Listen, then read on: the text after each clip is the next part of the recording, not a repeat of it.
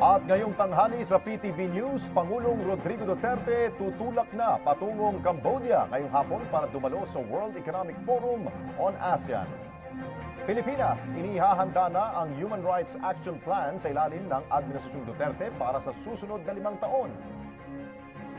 Pangulong Rodrigo Duterte nakipagdialogo sa grupo ng mga magsasaka na ilang araw na rin pong nagpoprotesta sa Mendiola. At 4 na pulis na sangkot umano sa robbery at extortion, sipak sa pwesto. Magandang tanghali Pilipinas, Luzon, Visayas at Mindanao. Samahan ninyo ako sa isang oras paghatid ng mga balita at impormasyon. Ako po si Alex Santos. Ito ang PTV News. Una ho sa ating mga balita, nakatakdang umaliso si Pangulong Rodrigo Duterte ngayong hapon para dumalo sa World Economic Forum on ASEAN. Yan ho sa Phnom Penh, Cambodia. Ayon sa tagapagsalita ng Department of Foreign Affairs na si Robespierre Bolivar, mahalaga ang pagdalo ni Pangulong Duterte sa naturang pagpupulong. Dito, ihaharap ng Pangulo sa mga dadalong international investors ang kanyang mga plano para sa ekonomiya ng Pilipinas. At bilang ASEAN Chairman, ibabahagi rin ito ang mga napagtagumpayan na sa reyon, gayon din ang mga hamong kinakaharap ng mga kasapi ng ASEAN. Samantala, nakatakda rin makipagkita si Pangulong Duterte sa Filipino community sa Hong Kong kung saan may mahigit 200,000 Pinoy na nagtatrabaho doon. Pupunta rin ang Pangulo sa Beijing, China para naman sa 2 araw na Belt and Road Forum mula 14 hanggang 15 po ng Mayo kung saan makakasama ng Pangulo sa naturang forum ang 27 iba pang heads of state at 3 leader ng international organizations. Sinabi rin ng tagapagsalita ng DFA na may pagkakataon ng Pangulo na ipakita ang Dutertenomics sa Belt and Road Forum dahil kapwa layunin ng programa ay ang infrastructure connectivity. Samantala, nakatakdang dumating ngayon si Pangulong Duterte sa Phnom Penh, Cambodia para dumalo sa World Economic Forum ng mga bansang miyembro ho ng Association of Southeast Asian Nation o ASEAN. Ito'y upang makiisa sa mga lider ng ASEAN sa pagtalakay ng mga isyung may kaugnayan sa pagpapaunlad ng ekonomiya sa reyon. Kinabibilangan na po dyan ng Pilipinas. May live report mula sa Phnom Penh, Cambodia, si Rocky Ignacio. Rocky. Darating ngayong araw si Pangulong Rodrigo Duterte sa Phnom Penh, Cambodia, pasado alas 6 ng gabi oras sa Pilipinas para sa 2017 World Economic Forum na magsisimula sa May 10 hanggang 12. Nakasentro sa mga kabataan, teknolohiya at kaunlaran. Bukod kay Pangulong Duterte, darating rin sa taunang forum ang Prime Minister ng Laos at Vietnam na siya namang tumatayong APEC chairman ngayong taon. Habang sa Cambodia ay kakatawanin ni Prime Minister Hun Sen at iba pa nitong senior members ng cabinet. 700 participants mula sa 40 bansa ang nasa Phnom Penh para sa Economic Forum. Kabilang na dito ang 450 business leaders mula sa 15 sektor. 140 ay women's leaders at 80 leaders in media, civil society at akademya. Samantala, nakatakda naman magsagawa ng PCOO-WEF ng Joint Cabinet Presentation na may kaugnayan sa ekonomiya ng Pilipinas o ang tinatawag na Dutertenomics. Ano nga ba kasi ang pakinabang ng Pilipinas sa nasabing forum?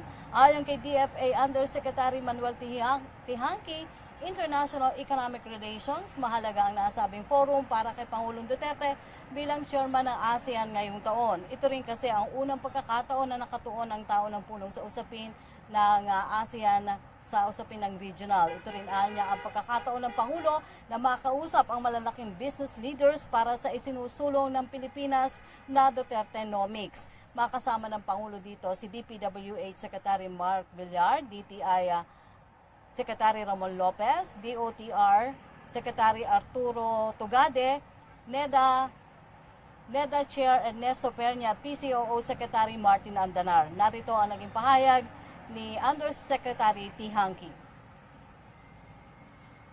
World Economic Forum focusing on ASEAN is a major regional conference focusing on ASEAN's development. And the World Economic Forum this year will be held in Cambodia with the host state, Prime Minister Hun Sen, and the President will be making the plenary remarks as chair of ASEAN. He will be meeting with the top business leaders in one session, as well as with the top 50 CEOs in another session. This will also provide the Philippines the opportunity to showcase the advance of ASEAN during its 50th year, as well as it will be the first launch internationally of the Build, Build, Build program, otherwise known as the Dutertenomics, and announcing it to investors as well as to the international media. Dutertenomics sa usapin ng ASEAN connectivity para palakasin ang iba't ibang larangan katulad ng infrastructure. Nauna nang pinasinayaan ni Pangulong Duterte at ni Indonesian President Joko Widodo ang sea connectivity sa Davao Jensan at Bitong, Indonesia. Ginanap pa rin ang World Economic Forum ASEAN sa Pilipinas taong 2014. At yan po ang ating pag-uulat mula dito sa Phnom Penh, Cambodia. Para sa PTV News, ako po si Rocky Ignacio. Okay, maraming salamat Rocky Ignacio, nag-uulat ng live sa Phnom Penh, Cambodia. Samantala, inaasahang patuloy na babandera ang Pilipinas sa paglago ng ekonomiya sa hanay ng mga bansa sa Asia hanggang sa taong 2018. Ito'y base sa Asia Pacific Regional Economic Outlook Report ng International Monetary Fund o IMF na may titulong Preparing for Choppy Seas. Ayon sa IMF, malaking tulong sa pagsusulong na ekonomiya ng bansa ang mga kabataang manggagawa, bunga ng paglikha ng maraming trabaho at paglaki na rin po ng produksyon. Ang Gross Domestic Product o GDP ng Pilipinas ay lalago ng hanggang 6.8% sa taong ito at posibleng umabot pa ho ng 7.5% sa taong 2017 na target ng Administrasyong Duterte. Tinataya ng IMF na kung may sasakatuparan ito, malalagay ang Pilipinas sa pangatlong bansang may pinakamabilis na paglago na ekonomiya sa Timog Silangang Asya, sumusunod sa Myanmar at Cambodia. Inihahanda na rin po ng Pilipinas ang 5 taong Human Rights Action Plan. Itong sinabi ni Senador Alan Peter Cayetano sa harap ng United Nations Human Rights Council. Ayon kay Senador Cayetano, bilang bahagi ng pangako ng Administrasyong Duterte na ipatupad ang batas at protektahan ang karapatan ng mga Pilipino, pinoproseso na ng pamahalaan ang 5 taong Human Rights Action Plan, kung saan nakapaloob dito ang pagiging sensitibo sa kultura, balanseng pagtrato sa karapatan ng mga babae at lalaki at makataong hakbang tungo sa pagbibigay serbisyo sa publiko. Dagdag pa ng Senador, tataasan din ng Administrasyong Duterte ang pondo ng Commission on Human Rights o CHR. Ito upang mas masuportahan ang mga programa at plano ng ahensya. Nilinaw naman ang mga delegado ng Pilipinas sa United Nations na kasalukuyan ng dinidinig sa korte ang mga kasong may kaugnayan umano sa extrajudicial killings o EJK.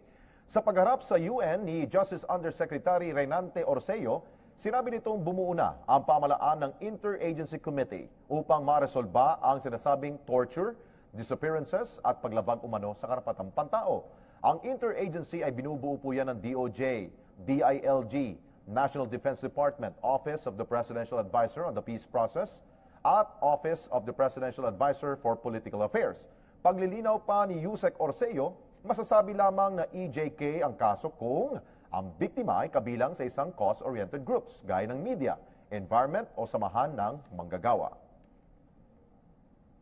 Tumutupad naman ang gobyerno ng Pilipinas sa kasunduan kaugnay sa pagpapatupad ng karapatang pantao sa bansa. Ito ang naging pananaw ng isang mababatas at eksperto sa internal law kasunod na rin ang pagharap ng delegasyon ng Pilipinas sa United Nations Human Rights Council. May report si Juliet Carangyan. Walang nalalabag ang gobyerno sa karapatang pantao.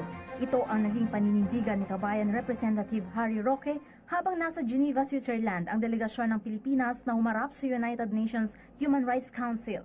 Sa panayam ng PTV Daily Info kay Roque, bagamat may mga napapaslang na sangkot sa iligal na droga ay nag-iimbestiga pa rin ang pamahalaan sa ganitong mga insidente. Bukod pa rito ay umaaksyon ang mga hukuman sa bansa para sa pagkamit ng hustisya. Biktima man o suspect ang damay rito.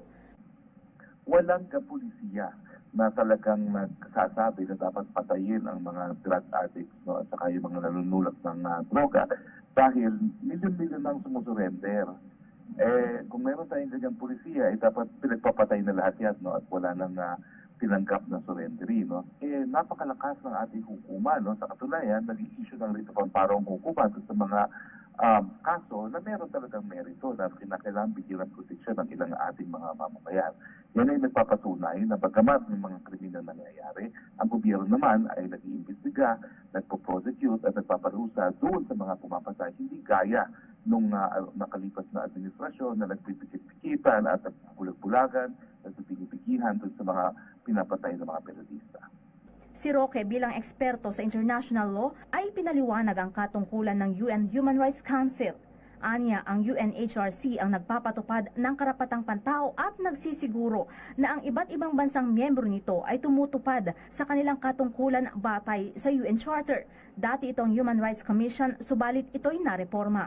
Walang ipinapatupad na parusa ang UNHRC sa mga bansang miyembro na may paglabag sa human rights dahil ang UN Security Council lamang ang may kapangyarihang magpataw ng parusa.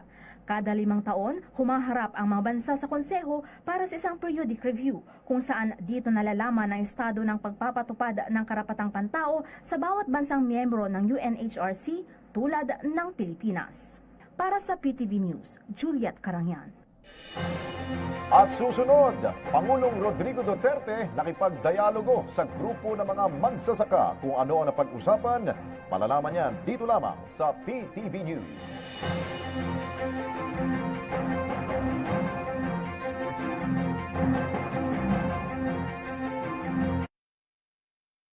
Ang programang ito ay hatid sa inyo ng GSIS, maaasahan ng Lingkod Bayan.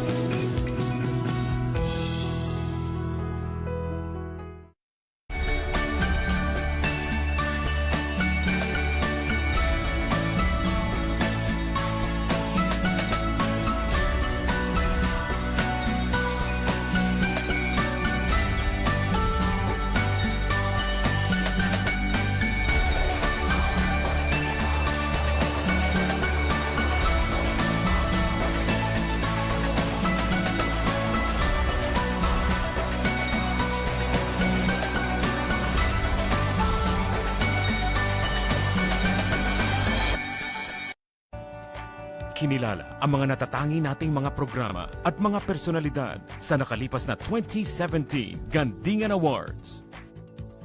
Most Development-Oriented Documentary Program, Most Development-Oriented Public Service Program, Most Development-Oriented Youth Program, Most Development-Oriented Investigative Program. Iginawad naman ang gandingan ng mga kabataan special citation sa ating mga natatanging personalidad. Higit sa mga tropeo at pagkilalang ito, ang aming pasasalamat sa tiwala at pagmamahal ninyo.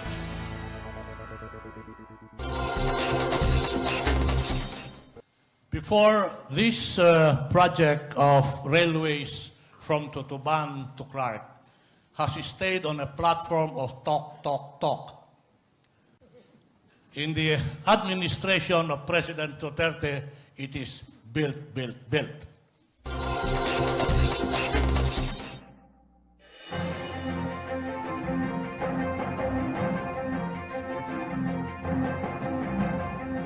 At nagbabalik po ang PTV News matapos mapawalang sala ho sa kasong serious illegal detention. Janet Lim Napoles humarap na sa Sandigan Bayan dahil sa mga kasong kinakaharap nito kaugnay sa PDAP scam. May report si Trixie Jafar. Trixie. Alas 7 ng umaga nang nagtungo ang itinuturong pork barrel scam mastermind na si Janet Lim Napoles sa Sandigan Bayan kaugnay sa mga kaso na kinakaharap nito. Lulan si Napoles ng isang ambulansya at mahigpit ang seguridad ng SWAT, kapulisan at mga opisyal ng Bucor sa paligid ng Sandigan Bayan. Hindi agad ito lumabas ng sasakyan at pumirma lang ito ng attendance sheet at pre-trial order na dinala ng Bureau of Corrections Officer sa loob ng van para sa kanyang seguridad. Bandang alas 11 ng tanghali, pansamantalang lumabas ito ng van upang magpunta sa banyo at kitang-kita nga ang maayos at maaliwalas na itsura nito. Hindi na rin ito nakasuot ng damit pang preso ng Bucor kumpara noon. Nakikita mo nga na mukhang masayang aura ngayon ni Napoles at nakakangiti na rin ito. Ayon sa abogado ni Napoles na si Atty. Stephen David, ang sadya ni Napoles sa Sandigan ay upang pumirma nga sa pre-trial order ng mga kasong kinakaharap niya. Dagdag niya na mas patas ngayon ang kasalukuyang administrasyon sa pagdinig ng mga kaso na kinasasangkutan ni Napoles kumpara noong nakaraang administrasyon kung saan tila anya naging scapegoat si Napoles ng mga opisyal ng pamahalaan na dawit sa PF scam. Anya, plano rin gamitin bilang depensa ng kampo ni Napoles para sa petition for bail for unreliable statement ang malabong testamento ng whistleblower na si Ben-Hur Luy dahilan upang ibasura ng Court of Appeals sa Makailan ang isinampay ni Luy na kasong illegal detention laban kay Napoles. Sinasabing sa David, hihilingin nila sa Sandigan Bayan na mailipat si Napoles sa NBI Detention Facility matapos anyang sabihin ni DOJ Secretary Vitaliano Aguirre na maaari itong maging safe witness. Matatanda ang iginiit ni Sandigan Bayan Presiding Justice Amparo Cabosahe-Cheng na mananatili sa pagkakadetine si Napoles dahil sa commitment orders na inihain ng korte na may kaugnayan sa kaso nitong theft at plunder. At yan muna ang kabuuan ng aking balita mula dito sa Sandigan Bayan para sa PTV News, Trixie Jafar. Okay, maraming salamat, Trixie Jafar. Sa iba pang balita, asahan na ang mas pinabilis na pagresponde ng Philippine Red Cross o PRC sa panahon ng sakuna, partikular na sa mga malalayong lugar. Ito'y sa tulong na rin po ng pinakamalaki at kauna-unahan nitong humanitarian vessel na MV Amazing Grace na inilunsad kahapon sa pangunguna ni Pangulong Rodrigo Duterte. May report si Sweden Velado.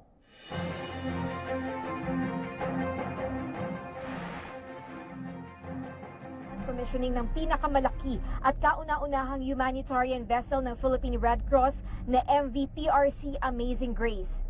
May habang halos 200 talampakan, magsisilbi itong disaster response ship, landing vessel at mobile command center ng PRC upang magpaabot ng life-saving goods and services sa mga lugar na apektado ng anumang trahedya at kalamidad sa lalong madaling panahon. I am therefore happy to join you today as we launch this state-of-art PRC relief and recovery ship known as the Amazing Grace. Sa laki ng barko, kaya nitong magdala ng 20 ambulansya, magkarga ng mga kagamitang may bigat na 30 tonelada at maglikas ng 1,000 tao. All computerized. It runs on 6 people alone. And it can land on the beach, unload cargo, take in people, evacuate them, or can land on any port, something that we had to wait for in the past. Ayon kay Gordon, ang kanilang karanasan ng hagupitin ng Super Typhoon Yolanda ang silangang Visayas kung saan naging hamon ang pagdadala ng relief goods bunsod ng mga nasirang paliparan at pantalan ang nag-udyok sa PRC na bilhin ang barko. Sa pagtutulungan ng PRC at iba pang international Red Cross organizations, nakalikom ng sapat na pondo upang mabili ang barko sa halagang $1.75 million. Sa isang taon, 22 hanggang 26 na bagyo ang tumatama sa bansa. Mahigit 100 maritime accidents ang naitatala kada taon at lapitin din ang bansa ng lindol, sunog, pagguho, pagsabog ng bulkan at man-made disasters tulad ng armed conflicts at terorismo. This ship shall also serve as a reminder of the will and determination of the PRC to face any obstacle in pursuit of its noble cause. Para sa PTV News, Sweden Velado. Labis naman ang pasasalamat ang ipinabot ng isang grupo ng mga magsasaka kay Pangulong Rodrigo Duterte dahil sa mabilis sa pagtugon sa kanila pong karaingan. Ito'y matapos ipangako ng Pangulo na ibabalik ang kanilang lupang kinamkam ng isang malaking korporasyon bilang paglabag sa Comprehensive Agrarian Reform Law. May report si Kenneth Pasyente. Mahigit 200 miyembro ng Madaong Agrarian Reform Beneficiary Association Incorporated o MARBAY ang hinarap ni Presidente Rodrigo Duterte kahapon sa Mendiola. Ito ay para makipagdialogo sa Presidente upang humingi ng tulong na maibalik sa kanila ang kanilang lupain na di umano'y kinamkam ng Lapanday Corporation na pag-aari ng pamilya Lorenzo. Nangako naman ang Presidente na aaksyonan ang kanilang problema sa lalong madaling panahon. I am not warning the courts. I'm just saying that do not make it difficult for government to recover the property of the people. Isauli yan kasi nakuha ninyo yan sa koneksyon ninyo kay Marcos, kay Aquino hanggang ngayon. At ang bayad ninyo hindi sapat at for 25 years naging 50 years. Tama na yan. Panahon na isauli ninyo, ipagbili ko yan kasi kailangan ko ng pera para ibili sa lupa ng taong Pilipino. Benepisyaryo ng programa sa reforma sa lupa ng gobyerno ang mga magsasakang ito. Subalit dahil sa Agribusiness Venture Agreements o AVA ng Comprehensive Agrarian Reform Program o CARP, napunta sa mga oligarchs gaya ng Lapanday Corporation ang kontrol sa ekta-ektaryang lupain ng mga magsasaka sa Davao. Nagmamay-ari ng halos 1 ektaryang lupa si Tatay Lito. Tinatamnan niya ito ng saging at nyog para pagkakitaan. Pero nang dumating ang Lapanday Corporation, hindi na sapat ang kanyang kita. Pinapasok kami ng ABAS o Agriventure Agreement. Di patas na mga kasabutan na ginawa sa Lapanday. Ang saging namin, classify nila ng Class A, classify nila ng Class B. Pagkatapos, pag dala nila doon sa ibang bansa, Class A na lahat. Si Meli Yu naman, chairperson ng grupong Marbay, nakaranas ng panghaharas mula sa mga tauhan ng Lapanday. Pero ngayon, tila nabunutan na ito ng tinik dahil sa positibong feedback mula sa Pangulo. Walang malalagyan ng kasiyahan ko kasi uwi kaming masayang-masaya talaga. Kasi sinabi ni Pangulong Duterte na ibalik sa amin ang lupa na sa amin.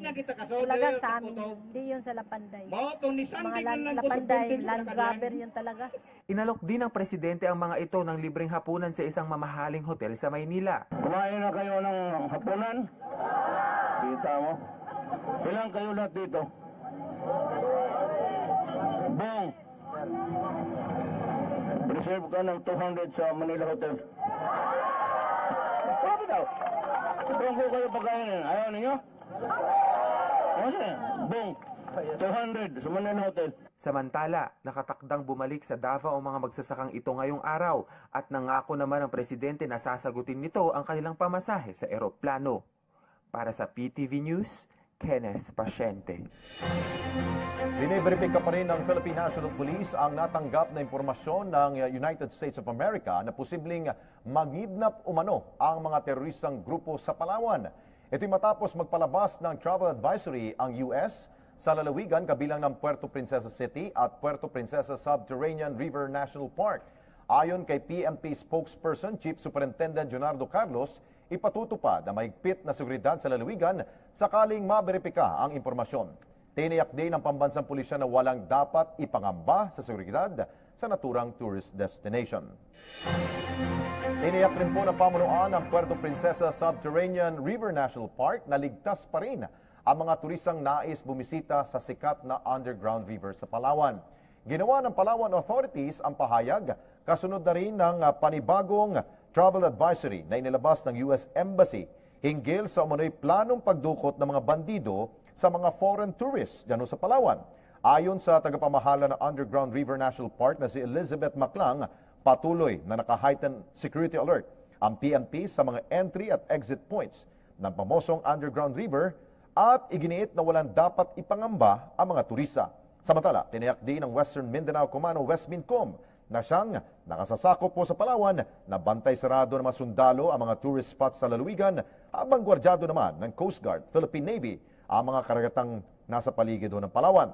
Bukod dito, maigpit din ang pakipag-ugnayan ng Westmincom sa PNP at sa lokal na pamahalaan ng Palawan para masiguro ang kaligtasan ng lahat ng mga bibisita sa lahat ng tourist destination sa naturang lalawigan. Kusang loob namang sumuko sa militar ang 7 miyembro ng Abu Sayyaf Group na kabilang sa hawak ni ASG Sub-Leader Al-Habsi Misaya sa lalawigan ng Sulu.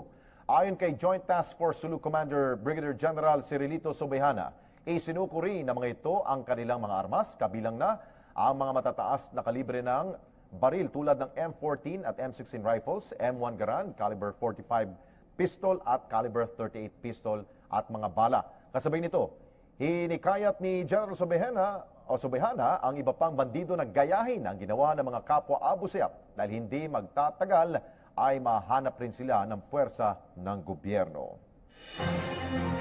Muli piniliwanag ng Malacanang na walang bahid na anumang alinlangan si Pangulong Rodrigo Duterte sa integridad ng Senado at maging sa mababang kapulungan ng Kongreso. Inagit ito ng palasyo bilang paglilinaw sa naging reaksyon ng Pangulo sa desisyon ng Commission on Appointment sa kumpirmasyon ni Gina Lopez bilang Environment and Natural Resources Secretary. May report si Sweden Velado. Binigyang diin ng palasyo ng Malacanang na hindi pinagdududahan ng Pangulo ang integridad ng Senado at Kamara de Representantes. Ito ay matapos lumutang ang issue na may nangyaring lobby money talk sa mga miyembro ng Commission on Appointments o CA, kaya hindi na italagang kalihim ng Department of Environment and Natural Resources o DENR ang environmental advocate na si Gina Lopez. Ayon sa tagapagsalita ng palasyo, bagamat ginamit din ni Pangulong Rodrigo Duterte ang salitang lobby, hindi ibig sabihin ay kinasasangkutan ito ng bribery o panunuhol. Wala aniyang direktang sinabi ang Pangulo na binayaran ang mga miyembro ng CA para pumanig sa isang posisyon para sa pagtatalaga kay Lopez. We need to correct that. You know, the President did say last night that when he said lobby, it's not necessarily money. It's a he corrected himself. He said, he clarified himself. He said that when he said lobby, people automatically assumed that there was an exchange of money. But he said basically that lobby is a legal thing that you can actually exercise in order to persuade one's particular position. So it was not a pejorative. He was saying, in a sense, he was clarifying last night. It was not a pejorative accusation that money was transferred or that money was exchanged. Ayon kay Senator Ping Lacson, ngayong nilinaw na ng Pangulo ang kanyang naging pahayag, mag-move on na sa issue. Isa si Lacson sa mga hindi pumabor na maitalagang kalihim ng DENR si Lopez at hindi niya aniya pinagsisisihan ang kanyang boto. Nagdesisyon umano siya base sa kanyang sariling pagsusuri mula sa mga confirmation proceeding. Giit naman ng palasyo, naninindigan ang Pangulo sa kahalagahan ng pagkamit ng hustisya para sa mga naaagrabyado kasama ang kalikasan at umaasa ang Pangulo na ganito rin ang isinasa puso ng iba pang mga sangay ng gobyerno. Para sa PTV News, Sweden Velado. Sa iba pang balita, lusot na ho sa committee level sa mababang kapulungan ng Kongreso ang panukalang pagpapatupad ng National ID System. May report si Marita Muahe. Marita?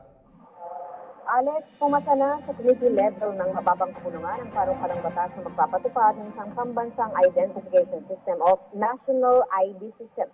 Ayon kay Laguna Representative Sol Aragones na isa sa mga author ng nasabing bill, inaprobahan ito ng Committee on Population and Family Relations. Nasasaad sa panukalang ito na lahat ng Pilipino na may edad 18 pataas ay kinakailangang magparehistro upang makakuha ng Filipino ID. Gagawin ito sa bawat munisipalidad kung saan mag-a-apply nito.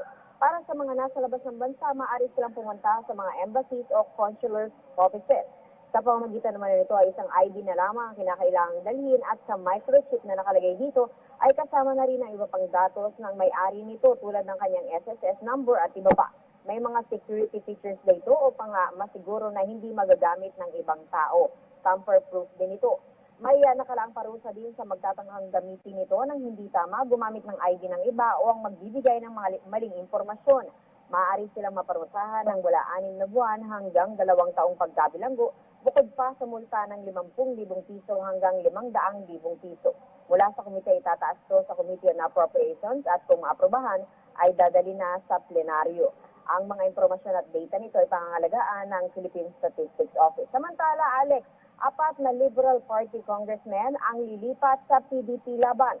Nakatakdang magsagawa ng oath-taking ngayong hapon ang mga mababatas na sina Geraldine Roman ng unang distrito ng Bataan, Ansarudin Adyong ng 1st District Lanao del Sur, Nancy Catamco ng 2nd District North Cotabato at Alfred Vargas ng 5th Distrito ng Quezon City. Yan na muna, Alex, mula dito sa Quezon City para sa PTV News, Marita Muahe. Okay, maraming salamat, Marita Muahe. Samantala, tiniyak ng bagong talagang Bangko Sentral ng Pilipinas Governor Nestor Espinilla Jr. ang patuloy na pagpapabuti ng financial system sa bansa. Samantala, nagpasalamat na rin po ang opisyal sa tiwalang ibinigay sa kanya ni Pangulong Rodrigo Duterte. May balita si Dayan Querer. Ipinahayag ng bagong talagang Bangko Sentral ng Pilipinas Governor Nestor Espinilla Jr. ang kanyang pasasalamat kay Pangulong Rodrigo Duterte dahil sa tiwalang ibinigay sa kanya upang pamunuan ang BSP. Aminado si Espinilla na malaking hamon ang responsibilidad ang nakapataw sa kanya, ngunit git nito, handa ito sa kanyang magiging trabaho. Well, of course, I was very happy about it. But at the same time, I know the challenge and the burden that comes with the job. But I can't complain because I've sought it and I have prepared for it and I'm determined to do a good job at it. Ayon kay Espinilla, ipagpapatuloy nito ang mga magagandang nasimula ng BSP sa ilalim ni outgoing BSP Governor Amando Tetangco Jr. It's all about continuing what we have been doing in our constant surveillance of the monetary and financial system to make sure that it is resilient and stable. Dagdag pa ng newly appointed governor, committed ito sa isang inclusive financial system na may integridad at protektado laban sa anumang criminal elements. Ibinahagi naman ito ang mga legislative agenda na makatutulong aniya sa BSP oras na may pasang batas. There is the pending amendment of the BSP Charter. There is the initiative to relax deposit secrecy. There is the initiative to expand, for example, the coverage of the anti-money laundering law to include casinos. There is the initiative to get a proper payment system act in place. Ipinahayag rin ni Espinilla ang suporta nito sa panukala ng isang comprehensive tax reform program na isinusulong ng Department of Finance at kasalukuyang umaarangkada sa Kongreso. Para sa PTV News, Dayan Querer. Sa iba pang balita, sinibak na ho sa pwesto ang 4 na tiwaling pulis na sangkot umano sa robbery at extortion. May report si Lala Babilonia. Lala? Nibaka sa kanilang mga posisyon ng 4 na tiwaling pulis Makati na sangkot sa robbery at extortion.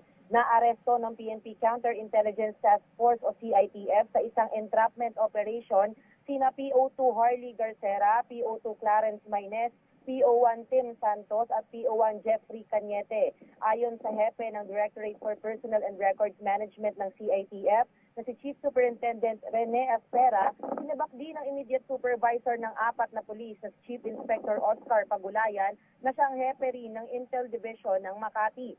Tinanggal din sa pwesto ang Chief of Police ng Makati na si Senior Superintendent Junicio Bartolome. Ikinasa ang entrapment operation laban sa 4 na tiwaling pulis matapos ireklamo ang mga ito ng umano'y biktimang negosyante na hindi na pinangalanan ng pulisya. Sa pilitan daw na dinukot ang negosyante sa kanyang bike shop sa Merville, Pasay City at hiningian ng inisyal na 100,000 piso. Tinakot ang nasabing negosyante na ipapapatay ang kanyang pamilya kapag hindi nagbigay ng hinihinging pera. Sinangla umano ang kotse ng biktima para makapag-produce ng 100,000 pesos. Nakakulong ngayon sa CITF headquarters sa Campo Crame ang 4 na tiwalong pulis habang hinihintay ang isasampang kasong kriminal at administratibo laban sa kanila. Yan muna ang pinakahuling balita mula rito sa Campo Crame para sa PTV News, Lala Babilonia. Alex? Okay, maraming salamat, Lala Babilonia. Samantala, nakatakdang ilabaso ng Land Transportation Office o LTO ang bagong driver's license na may dagdag na security features at may 5 taong validity. May report si Joy Gumatay. Magandang balita sa mga balak kumuha o magpa-renew ng driver's license. Asahan na mula Agosto, magsisimula na ang Land Transportation Office o LTO sa paglalabas ng pinakabagong bersyon ng lisensya na may 5-year validity at mas pinaigting na security features. Sa naganap na pagpupulong sa Senado na pinangunahan ni Senator Grace Poe, ang chair ng Senate Committee on Public Services, na pagkasunduan ng mga concerned legislators at government agencies na magiging locally made na ang improved driver's license para masigurong hindi madaragdagan ng kasalukuyang presyo ng license application na ngayon ay pumapatak na sa 820.26 pesos. Ang meron tayo ngayon isang executive ruling lamang na iniimplementa ng LTO. Kailangan merong batas para hindi mapalit-palitan. Hindi, wala na tayong hearing. committee report, tapos papipirmahan na natin yon para mapasa na ito sana bago mag-adjourn na itong May na ito. Dagdag pa rito, tututukan rin ng LTO ang pagreresolba sa kanilang driver's license backlog na 2.7 million mula Hulyo taong 2016 hanggang Abril ng kasalukuyang taon. Ito ay sa pagkakaroon ng karagdagang biometric scanners at mga empleyadong tatanggap ng driver's license applications sa higit kumulang 200 LTO offices sa buong bansa. Samantala, kinuwestiyon naman ng mambabatas ang circular na inilabas ng LTFRB na nag-uutos sa mga public utility drivers na magkaroon ng isa pang identification card liban sa kanilang lisensya para makapagmaneho. Sagot naman ng LTFRB, pag-aaralan nila muli ang naturang circular at maghahain ng karampatang suwestyon bago matapos ang paglalatag ng final committee report. Para sa PTV News, Joy Gumatay. Sa iba pang balita, may panawagan ngayon ang grupong Volunteers Against Crime and Corruption of VACC kay Ombudsman Conchita Carpio Morales. Kung ano ito, alamin natin sa report ni Kirby Cristobal. Kirby. Nanawagan ngayon ng Impeachment Council ng Volunteers Against Crime and Corruption na magbitiw na lamang sa pwesto si Ombudsman Conchita Carpio Morales bago dinggin ang impeachment complaint laban sa kanya para na rin sa integridad ng opisina at para sa Korte Suprema matapos siyang magsilbi bilang isang Associate Justice. Ito ang inihayag ni Atty. Manny Luna sa naganap na media forum sa Club Filipino sa lungsod ng San Juan ngayong umaga. Target kasing maisumite ang impeachment case laban kay Ombudsman Morales sa Kamara sa susunod na linggo dahil sa patuloy anya na pagprotekta nito sa mga kasong may kaugnayan kay dating Pangulong Benigno Aquino III. Kasama rito ang implementasyon sa Disbursement Acceleration Program o DAP kung saan si dating Budget Secretary Abad lamang ang nakitaan nito ng probable cause. Habang sa kaso naman ng Mama Sapano incident ay nagbigay ito ng rekomendasyon sa pagsasampa ng kasong graft and usurpation of public functions kina dating PNP Chief Alan Purisima at Sub-Director Getulio Napeñas.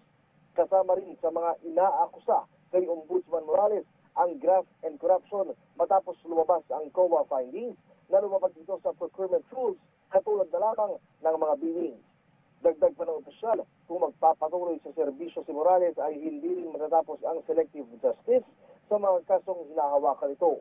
Tinukoy rin ni Atty. Luna ang mabagal at pagbibigay proteksyon ni Morales sa mga kaalyado ni dating Pangulong Aquino.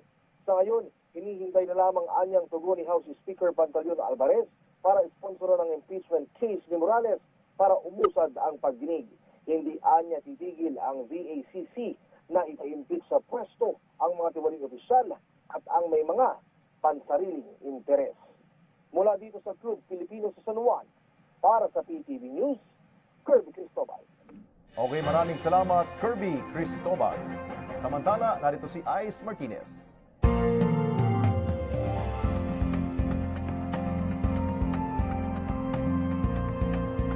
Hi Alex, magandang hapon. Update naman tayo sa panahon ngayong Wednesday. Maganda sa mainit at maalinsahang panahon, dulot yan ng easterlies o yung maalinsahang hangin mula sa dagat Pasipiko. Apektado nito ang Luzon at ilang parte ng Visayas. Pero base naman sa latest pag-asa satellite, natatakpan ng thunderstorm clouds ang malaking parte ng Mindanao at southern section ng Visayas. Dulot yan ng ITCZ o Intertropical Convergence Zone. Isang uri po yan ng maulang weather system o wind convergence.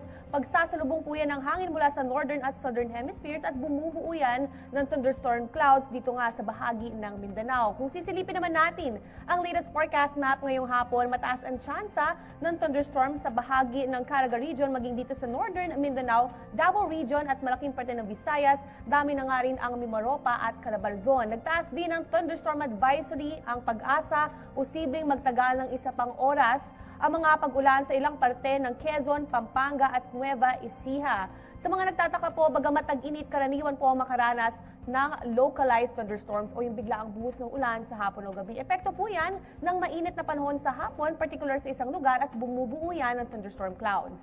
Dumako naman po tayo sa ating weather outlook sa mga pangunahing lungsod dito sa bansa. Nakataas po ang thunderstorm warning din natin sa bahagi ng Manila, Cebu at Davao. Ibig sabihin, mataas po ang chance na makaranas ng biglaang buhos ng ulan sa hapon o gabi. Maximum high natin ngayon, Wednesday sa Metro Manila, posibleng pumalo sa 38 degrees Celsius hanggang bukas po yan. And maging dito sa Metro Cebu, nasa 37 degrees at Metro Davao, nasa 35 to 36 degrees Celsius.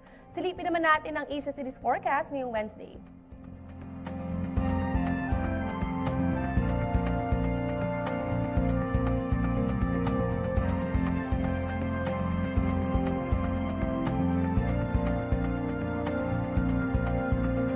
Ang latest mula rito sa PTV Info Weather. Ako si Ice Martinez. Back to you, Alex.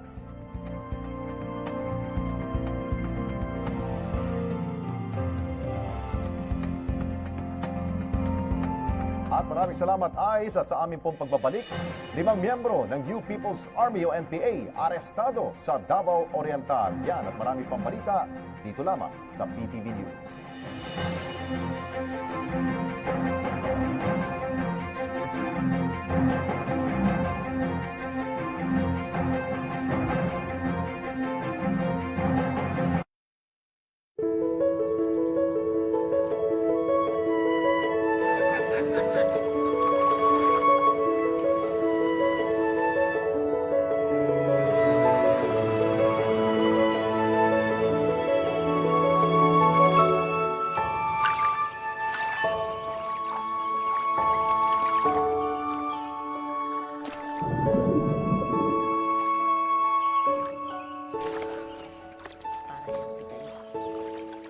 The fish are eating. So should you, anak. Thank you. You're welcome, anak. What does anak mean? It means my child.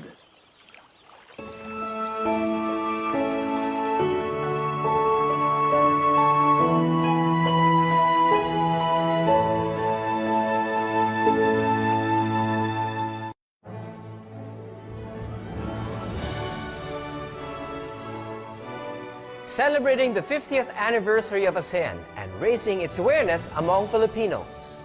The Association of Southeast Asian Nations, one caring and sharing community, unity in diversity. We are one. We are ASEAN. Mabuhay! I'm Ogie Alcacid. I am a Filipino, proudly ASEAN.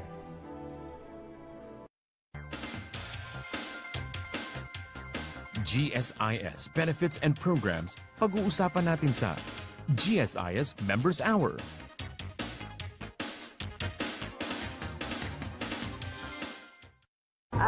Umalis po ako sa amo ko dahil hindi na po kami magkakasundo dahil namatay na po yung amo kong lalaki. So, hindi ko na po makakayanan yung overwork ko. To see to it that the safety and the lives of the Filipinos are protected. Yung tulong natin sa mga stranded Saudi Arabia workers, naglaan ng no less than 500 million pesos. Should the need arise, we will be there to help them.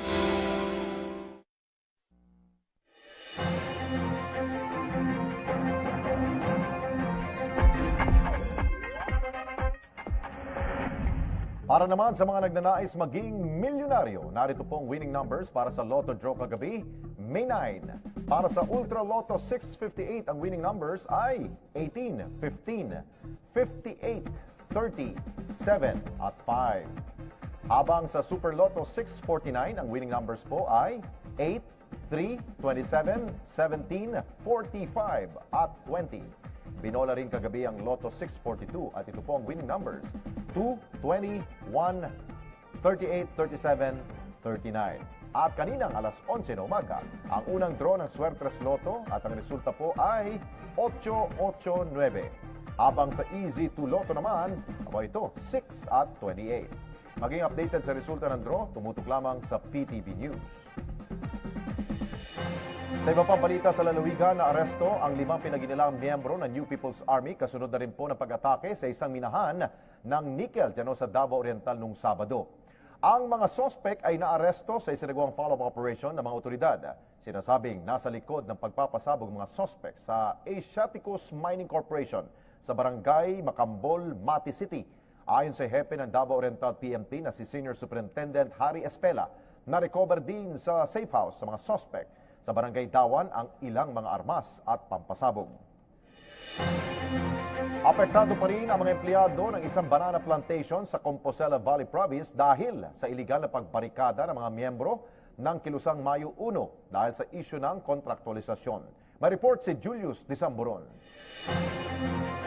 5 taon ng empleyado ng Shinsan Tropical Fruit Corporation si Mang Joel. Mula noon, ito na ang kanyang pinagkukuhanan ng pantustos sa asawa at mga anak. Kaya laking problema niya ngayon kung saan kukuha ng panggastos. Kabilang kasi siya sa 200 empleyadong hindi makapagtrabaho matapos barikadahan ng mga dati nilang kasamahan ang gate ng pinapasukang kumpanya. Issue ng kontraktualisasyon ang sigaw ng 37 manggagawa na nag-lockdown na batay sa ulat ay pawang mga expired contract workers at suportado ng kilusang Mayo 1. Wala na po silang sinasanto or mga pamaraan sa gobyerno na hindi talaga matanggap. Nagtanim po kami ng mga gulay sa mga maliliit na mga lupain namin. Ilan din daw sa kanya mga kasamahan ang hinikayat na wag nang magtrabaho at sumali na lang sa kilusan upang mag-aklas at mabilis na makakuha ng solusyon sa ipinaglalaban. Nagagawa ng gate para makalabas yung mga sakyanan para simula kami ng trabaho. Ayon sa KMU, pangunahing dahilan ng lockdown ang pagnanais na maibalik agad ang higit 30 empleyadong nawala ng trabaho dahil sa endo, sa ilalim ng kondisyong gawing regular na empleyado at may direktang pasahod sa kumpanya. Dahil sa pag-aklas, malaking halaga ngayon ang nawala sa kumpanya na aabot sa $200,000 kada buwan o 7,000 banana boxes per week at pagkabulok ng mga produktong saging na handa na sanang i-export sa Japan, Korea, China at Middle East. When you ask them, they said, why you did not talk to us? Why you did not talk to the people? But when I approached them, they refused to listen. Maaari din daw magresulta ito sa pagkalugi at tuluyang pagsasara ng korporasyon. Sa isang pahayag, sinabi naman ng KMU na wala na silang kinalaman sakaling magsara ang plantasyon ng saging basta't sila ay tuloy sa kanilang ipinaglalaban. Naglabas na din ng temporary restraining order ang Korte Suprema na tanggalin ang barikada sa harap ng plantasyon. Gayunman, tinutulan at hindi ito kinilala ng kilusan at tinuloy ang pagharang sa mga tao, sasakyan o anumang kargamento. DIA regulars, 100%. And then DIA came new members, and it's a different company, but they started to join these strikes. Although we just keep asking them to come back to work, but they refuse to work. It's because they were members of the Yes. Diin pa ng KMU, dapat paigtingin ang pagbabawal sa labor-only contracting. Tingin naman ng mga naiwang empleyado, magkaisa na lang at pagtulungang resolbahin ang usapin. Finalo up na din sa tanggapan ni Special Assistant to the President Secretary Bongo ang sulat ng mga apektadong empleyado. Nanawagan din ang magkabilang kampo kina Pangulong Rodrigo Roa Duterte at Labor Secretary Silvestre Bello III para sa proteksyon sa kumpanya at empleyado na siyang daan para din makapagbenepisyo ang iba pang foreign investors na nais mamuhunan sa ilalim ng Duterte administration. Para sa PTV News, Julius Disamboron, Davao City. Agad na tinugunan po ng Philippine Statistics Authority ang reklamo ng isang ginang dahil umano sa pagsasawalang bahala ng NSO sa paghingi ng marriage certificate ng kanyang magulang. Narito pong report.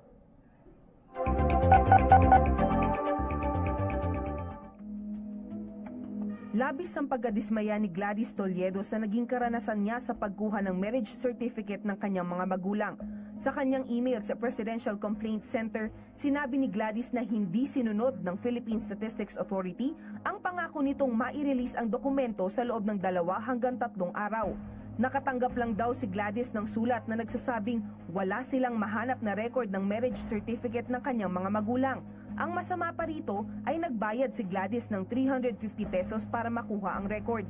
Hindi rin daw ito ang unang beses na palpak ang naging serbisyo ng PSA dahil kumuha naman ang asawa ni Gladys ng birth certificate at ganoon din ang naging sagot ng ahensya.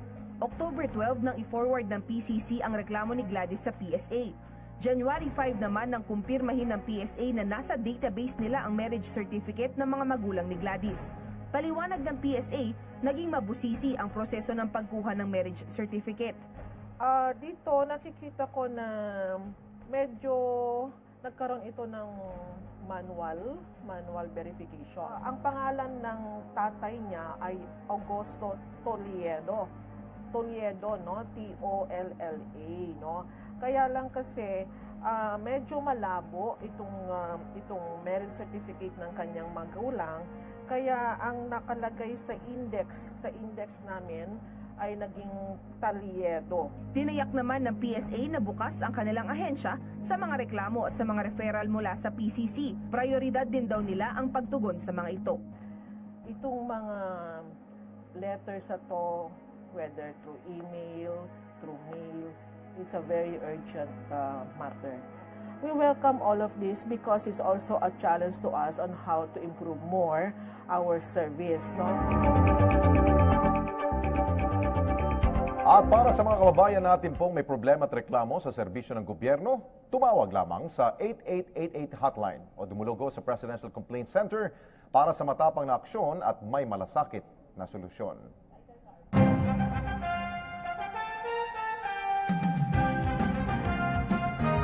Patuloy ang pagpapakondisyon ng Philippine Powerlifting Team para sa sasalihan nilang World Championship sa Belarus. May report si Arian Malyare. 18 golds, 17 silvers and bronzes each ang binuhat ng Philippine Powerlifting Team sa katatapos na Asian Powerlifting Championship sa Indonesia. 4 na ginto ang kinolekta ng 18-year-old lifter na si Joanne Masangkay na first time bumuhat mula sa Women's 43 kg Junior Division at nagsumite ng total na sa 257.5 kilos mula sa squat, bench press at deadlift.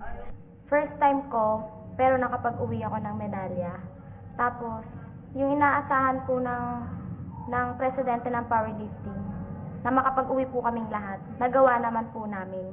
Naging memorable rin ang debut ni Jessa May Tagbuan sa labas ng bansa na bumuhat naman ng 1 silver at 3 bronze medals mula sa Women's 43 kg sub-junior event. Nakakagulat po kasi mabigat po yung binubuhat nila kasi sa akin. Kailangan po talaga, training po talaga para po matalo ko po, para matalo ko na po sila.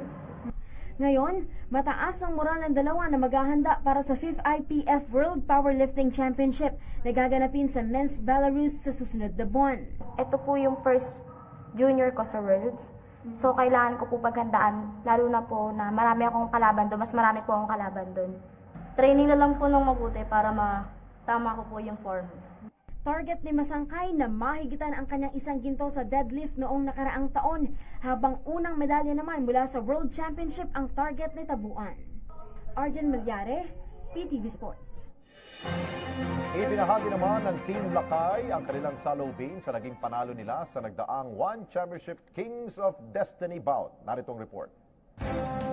Masayang umarap sa miyembro ng media ang One Championship winners Team Lakay sa pangunguna ni World Champion Edward Folayang sa isang celebratory lunch na ihanda para sa grupo.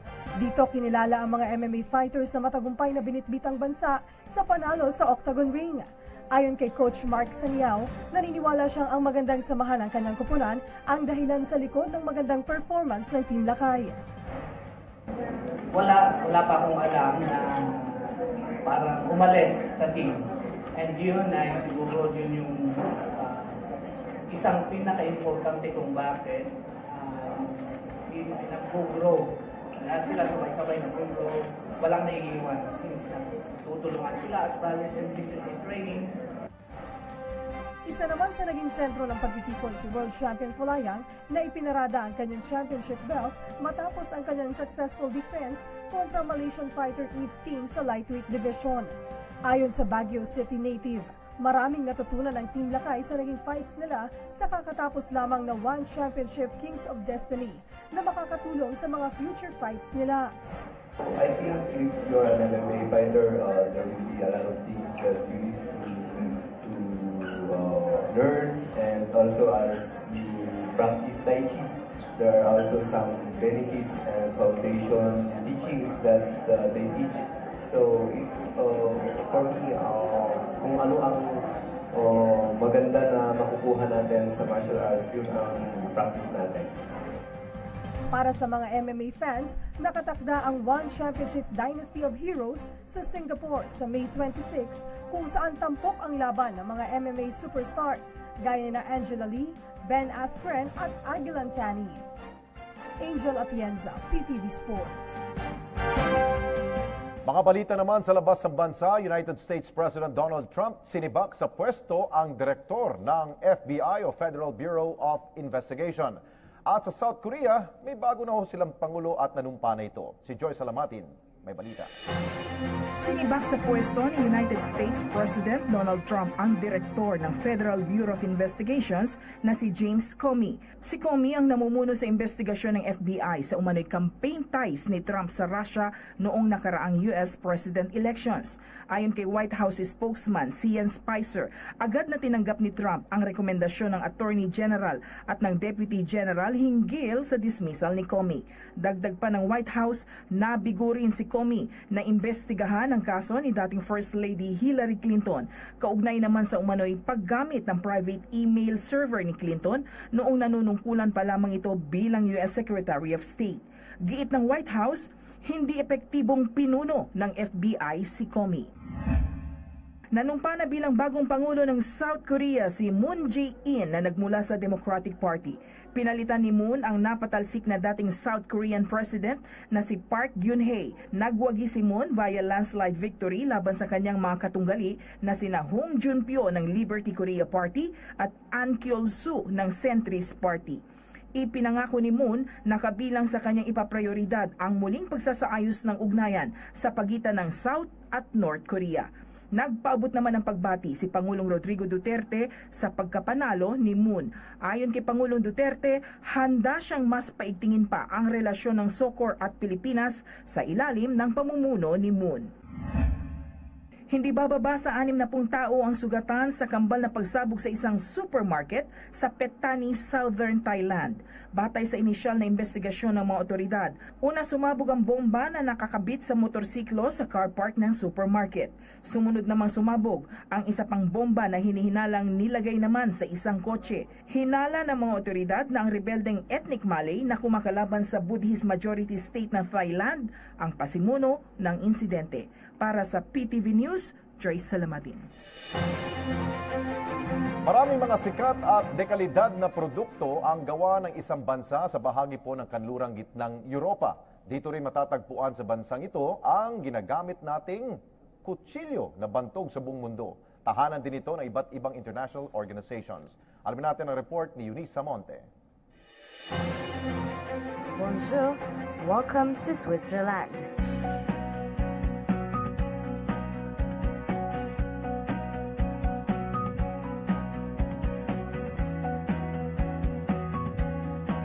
Ang payapa at maunlad na bansang matatagpuan sa kanlurang gitnang Europa na humigit kumulang 12 oras o mahigit 6 na milyang biyahe mula sa bansang Pilipinas. Bukod sa tahanan nito ng iba't ibang international organizations, kilala rin ito sa kakaibang chocolates at iba't ibang uri ng keso. At dahil malaki ang binibigay na importansya ng mga Swiss sa oras, heto at kahit saan ka lumingon ay may relo. At sino nga bang hindi namamangha sa gamit ng Swiss knife na dito mismo sa Geneva nagsimula? Ang Victorinox o ang original maker ng Swiss knife ay mula sa salitang ugat na inox o ang ibig sabihin ay inoxidable o stainless steel. Ang dating ginawa lang ni Karl Essener para sa Swiss Army, ngayon isa ng icon di lamang sa Switzerland kundi sa buong mundo. Ang multi-tool Swiss Army knife kagaya nito ay sinasabing nag-originate dito sa Switzerland mahigit 100 taon na ang nakakalipas. At kung inyong makikita, ito ang tradisyonal na kulay ng Swiss knife. Kulay pula at mayroong cross at shield o ang coat of the arms symbol ng Switzerland. Ang mamang ito, naabutan pa nating nagpapa-engrave ng pangalan sa biniling Swiss knife. Perfect din kasi itong pangregalo na ang presyo ay nagsisimula sa 21 Swiss francs hanggang sa 900 Swiss francs. First of all, it's very handy, and I had a Swiss knife before, and it's sort of like it lasts for a long period of time, and whenever you need it, you find it, and it's practical. And you find everything in one little place. At ang kanilang pinakabagong labas, Swiss knife na may USB at iba't ibang kulay na pwedeng pambata at pangbabae. Kumpleto sa tools sa iisang gamit. Ayon nga sa kasabihan ng mga Swiss, maiwan na ang lahat, wag lang ang Swiss knife. Sa susunod na bahagi ng aking report, tuklasin naman natin ang mayaman at modernong muka ng isa sa pinakamayamang bansa dito sa kanluran. Para sa PTV News, Eunice Samonte, Geneva, Switzerland. Sabi ng mga taga Batangas, wala yan sa amin dito sa Batangas. At diyan po nagtatapos ang hanay ng mga balita hanggang sa mga oras ito. Naway nabigyan po namin kayo ng mga balita at impormasyon. Ako po si Alex Santos. Maraming salamat po sa inyong pagsubaybay. Hanggang bukas po muli, dito lamang sa PTV News.